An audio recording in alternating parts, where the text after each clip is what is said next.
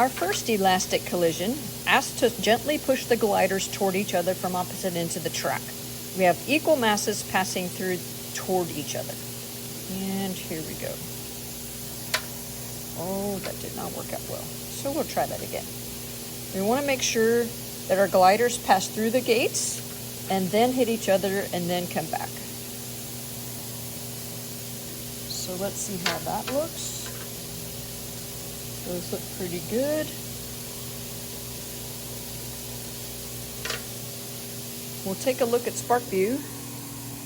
And now what we can see is that glider 1 came in the gate at 0.34 meters per second and went back out the gate at 0.29 meters per second. But remember, it came in from the right, went out to the left, so you have to make that one negative.